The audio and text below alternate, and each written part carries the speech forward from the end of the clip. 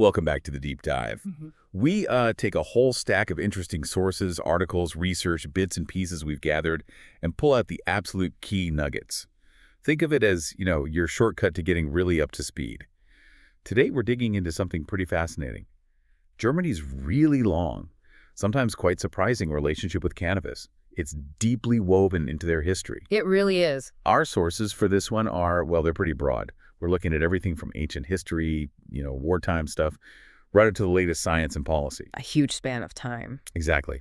And our mission, like always, is to find those moments that make you go, aha, those surprising connections that might just change how you think about this plant and its place in the world. We want to give you that richer, sort of more nuanced picture. Okay, so let's get into it. Did you know Charlemagne? Yeah, the Charlemagne, founder of the Holy Roman Empire, actually mandated hemp cultivation on his royal estates. We're talking way back, like 800 AD. Pretty striking. Or, how about this? German chemists back in the 1890s. They actually laid some of the really crucial groundwork for, well, all modern cannabinoid science. Absolutely fundamental work. So you see, this isn't just about today's debates on legalization. It's a story that's been unfolding for centuries.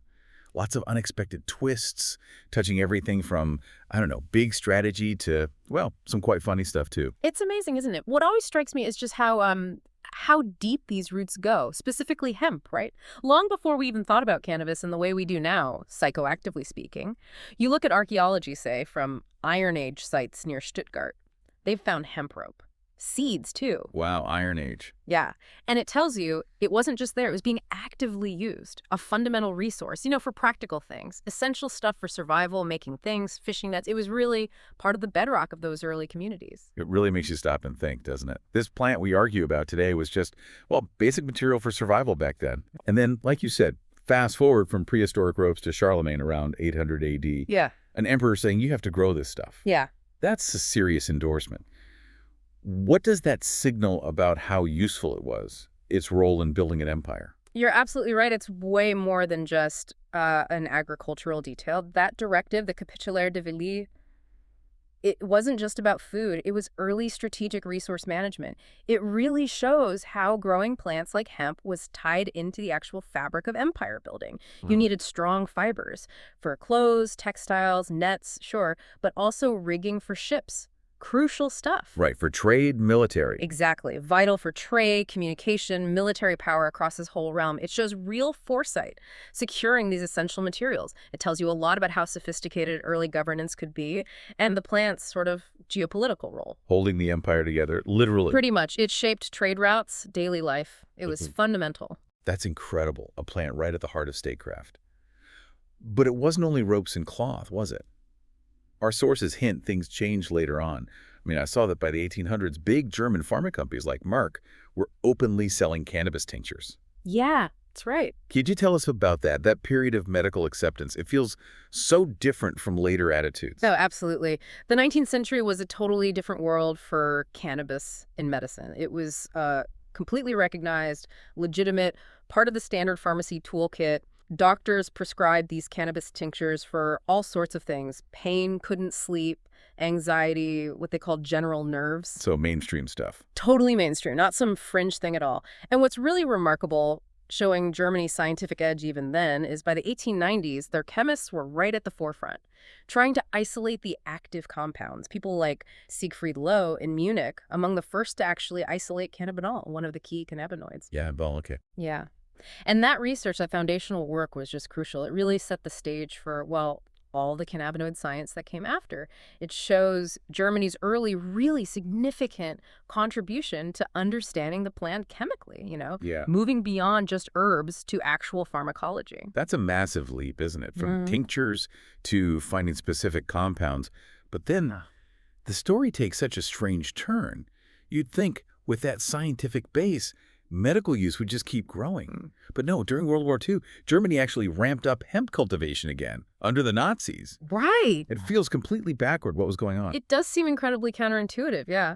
And it's one of the most striking reversals in this whole history. The war years obviously meant extreme shortages. Germany couldn't get the fiber imports they relied on before the war. Stuff needed for uniforms, industrial parts, everything completely cut off. Oh, okay. A critical shortage. Critical, immediate shortage. So the Third Reich, in this kind of stark display of pragmatism basically overriding their own ideology, did a huge U-turn. They mandated a massive return to hemp farming. Something like 21,000 hectares were planted, just to produce essentials, rope, canvas, even webbing for parachutes, all for the war effort. Wow. Pragmatism indeed. And what really shows the strange flexibility forced by necessity is how they promoted it. The regime, despite its whole stance against degenerate things, put out a handbook in 1939. It was called Die Lustige Hanffibel, literally the Jolly Hemp Primer. You're kidding? Jolly. Not kidding. A cartoon-style guide. Basically propaganda telling German peasants, everyone, to get back to growing hemp enthusiastically to help the war economy. Happy farmers, all the uses shown. That's bizarre. It's a really stark reminder of how raw necessity can just reshape policy. Even in the most, rigid regimes, ideology went out the window for survival. Got Jolly Hemp Primer. Yeah. It's almost darkly comic, isn't it? Yeah. Really highlights how strategically vital they saw the plan, even then. Enough to make propaganda for it. Yeah, absolutely. And then moving on from that grim wartime necessity, after the war, cannabis seems to pop up again, but in a very different way, in culture, public life. Yeah. What drove that shift back towards cultural engagement? It's a really interesting evolution. Post-war Germany, especially from the 90s or so onwards, you see this growing public discussion, a cultural re-engagement. It was fueled by, global counterculture, better scientific understanding, and just a general push for more social liberalism. Right. You saw a real change from just wartime utility to becoming a symbol, cultural expression, and for lots of people, a call for policy reform.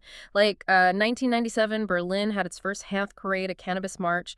They even had metal bands playing right at the Brandenburg Gate. Super symbolic spot. At the Brandenburg Gate. Wow. Yeah. It wasn't just a tiny protest, it was making a visible statement. And that same decade, you get Cannabis Germany's first hemp beer. Hemp beer. Okay. Showing this kind of playful but also mainstream integration of hemp products back into consumer life. These weren't just isolated things. They showed a bigger societal shift, talking openly, challenging old taboos. That whole progression is quite something. Wartime necessity, cultural symbol, mainstream product. And speaking of documenting all this, Berlin actually has one of the world's few dedicated cannabis museums, right? The Hanf Museum, since '94. That's right, the Hanf Museum. What's the importance of having a museum just for this plant? And what kind of surprising things might you find there? It's incredibly important, the Hanf Museum, because it systematically tracks this whole long, varied history. It's a crucial place for knowledge. It's not just focused on modern stuff or one cultural moment. It preserves the whole spectrum from how it was used industrially in the GDR, East Germany. Oh, even East Germany. Oh, yeah, they had their own hemp industry, too. Right back to its prehistoric roots. You find everything. Ancient tools for processing hemp, old medicine bottles, propaganda from different times, quirky consumer goods. It really shows the plant's enduring presence through all these different political systems and social phases. And I think that thoroughness really reflects Germany's appreciation for documenting history, for scientific rigor, treating the plant not just as a controversy, but as part of the national story. Confronting biases by showing the whole picture. Exactly. And that scientific rigor, as you mentioned, really came back strong recently, especially in medicine. 2017 was huge, wasn't it? When Germany fully legalized medical cannabis. A massive step. Flowers, extracts, oils, all reimbursable by insurance. That created Europe's biggest patient base almost instantly. What drove that? And what does it mean globally? Yeah, 2017 was absolutely pivotal. It came from a few things coming together. Patients pushing for it, more and more scientific evidence about therapeutic uses, and just a desire to get German healthcare policy in line with how things were changing globally. And it wasn't just a free-for-all legalization. It was a carefully designed medical policy. It integrated cannabis right into the established healthcare system, properly acknowledging its value. The insurance reimbursement seems key. Totally groundbreaking. It tackled the huge cost barrier for patients, and implicitly, it legitimized cannabis as a real treatment option. Looking bigger picture, Germany basically set a new high bar in Europe. It sort of challenged other countries. How can you make medical cannabis genuinely accessible? Covered by public health. It was really a beacon for patient-focused policy over old stigmas. And it seems they're not just serious about the science and health side, they've got a sense of humor about it, too. Oh, yeah. I love that story from 2021, the Berlin Transit Agency selling edible day passes, coated with hemp oil. Ah, yes. The edible ticket. Marketed as a way to chew away Christmas stress. So clever, kind of whimsical. Get around town and de-stress. What do you think was behind that? That ticket is such a brilliant example, isn't it, of Yeah. how hemp, the non-psychoactive kind, with CBD, distinct from high THC cannabis, can just weave into everyday life in really creative, unexpected ways. It shows its versatility beyond just medicine or recreation. I Yeah. think it was just a smart, playful nod to the plant's long history and its current comeback in pop culture. Connecting with younger people, maybe? Yeah, connecting with younger folks, starting conversations, and using that perceived calming quality of hemp products. Just brilliant marketing, playing on curiosity and Hmm. that holiday feeling, a fun way to reframe hemp. Definitely unexpected. Mhm. And on a much bigger scale, industrially, that versatility is really showing up in manufacturing now, right? Absolutely. Our sources mentioned big automakers, BMW, Audi, Mercedes, pressing like 20 kilos of hemp fiber into a single car. Significant amounts. Light, strong, sustainable materials. What's that tell us about industrial hemp's future and Germany's place in it? This is a really major development. It shows hemp's incredible potential as a sustainable industrial material. If you connect it to the bigger picture, the car industry using hemp fiber isn't just cool innovation, it's a serious move towards sustainability. Hemp grows fast, it's renewable, performs really well. Lightweight, strong, it makes cars lighter. Which means better fuel efficiency, lower emissions. Exactly. Big impact on fuel efficiency and CO2 emissions. And this fits perfectly with Germany's reputation for green tech and high-end manufacturing. It's just another case of this ancient plant finding a vital new high-tech job in modern industry, driven by very real environmental and economic needs. Right. It's not just a fad, it's a strategic move towards, a circular economy. And Germany's right at the front of it. So, okay, we've traced this incredible path. Ancient ropes, imperial orders, medicine, car parts, edible tickets. But for a lot of people listening, the big question about cannabis in Germany is simply, what's the legal status now for personal use? What's the deal today? You're right, that's the focus for many. So, Germany recently brought in partial decriminalization. They call it the CanG, the Cannabis Act Germany. This new system lets people possess up to 25 grams of cannabis in public. And at home, the limit is 50 grams. Okay, 25 public, 50 home. Right. And for growing your own, you're allowed up to 3 living cannabis plants per person. One important detail for growers. The courts count a clone once it's in soil or substrate as a full plant. So seedlings, clones, they count towards that 3-plant maximum. Good to know.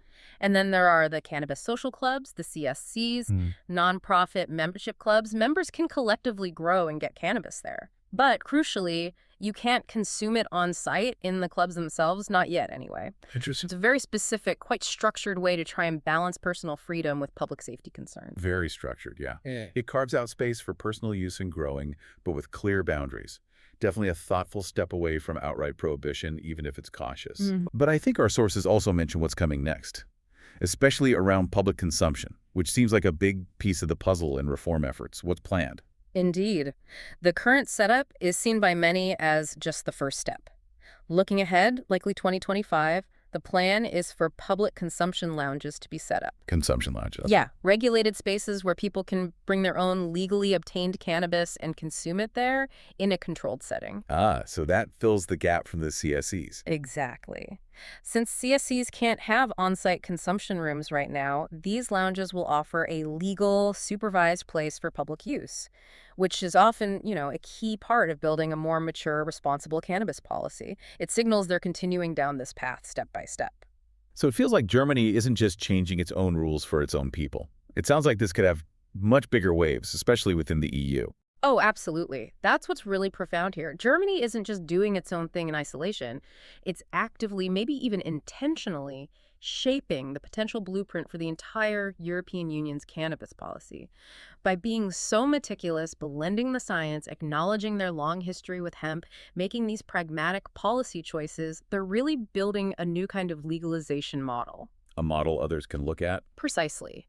It's hugely influential because other EU countries who are all bound by common market rules and treaties, they're definitely watching Germany closely. Germany's showing a way to navigate those tricky European legal waters, which might just unlock similar reforms elsewhere on the continent. It's quite a strategic position, making Germany a leader in this whole global policy shift, blending tradition, science, policy. It's quite remarkable, really. And that really brings us towards the end of this, incredible deep dive into Germany and cannabis. Yeah. We've covered such amazing ground, haven't we? From those prehistoric ropes Charlemagne's orders, Yeah. right through WWII propaganda, major medical breakthroughs, even those edible This tickets. is a huge arc. It's just so clear that cannabis, in its various forms, has been tangled up with German culture, industry, science in ways you just wouldn't expect. For centuries, Mm. when you look back at that whole timeline, from ancient times right up to today's innovations, what's the one thing that really jumps out at you? What really stands out, I think, is Germany's very unique mix. Its tradition, plus that scientific rigor they're known for, plus this very pragmatic approach to policy when it comes to cannabis. They're not just rushing into legalization, they seem to be carefully, meticulously building a new comprehensive model, one that respects the plant's deep historical roots there, embraces the latest science, and really thinks about the societal effects of each step. It's this thoughtful, kind of multi-layered approach focusing on long-term integration, not just immediate, wide-open legalization that really makes it stand out. A fascinating case study, not just for Europe, but globally. It's like a masterclass in how a country can really reevaluate its relationship with a plant that has such a complex past. So thinking about all this, what does it mean for you listening? Well, perhaps it's a reminder that things that seem like new trends often have really deep historical roots, or maybe just how incredibly varied the impact of a single plant can be across medicine, industry, culture over thousands of years. And as Germany keeps moving forward on this path, blending those ancient uses with modern science and careful rules, it does make you wonder, doesn't it? What other sleeping giants might be hidden in history, waiting for us to rediscover their potential? Things that could challenge our assumptions and maybe offer surprising solutions for the future.